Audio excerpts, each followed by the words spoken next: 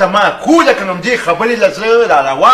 را روانم وته بیا خبره دا ده کنه ته ما لږ پرېږده جي زه یې پوهیوم جي که نه بس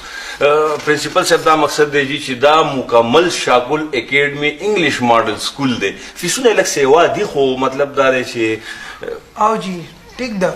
فیس خو ورته څه خبره نه ده نه جي بس چې بیا خبره ته کوم جي فیس به خدا خیر پرېږده زمونږ د سکول دا کمال دی که نه چې مونږ ماشوم په شپږو میاشتو کې پاس کوو مطلب مې دا دی که نه چې په 5 کالو کې که نه ته ما پرېږده ما دا که نه خبره ورته کوم دا ډاکټې خبرې ته مې نه پرېږدي په 5 کالو کې د خدای په فضل سره ماشوم چې کوم دی 10 پاس کوي ما دا ځان ټوخی دی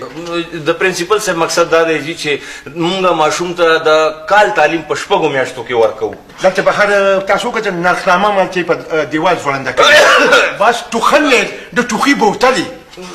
پرنسپل صاحب وایي چې بار نوټس بورډ لګېدلی په هغې باندې د ماشومانو د فیسونو لیست شته دی جي نو تاسو که څه مسلې هغه وګورئ ګوره جي په حیثیت پرنسپل زه ستاسو شکریه ادا کوم او زه تاسو ته داد در کوم چې تاسو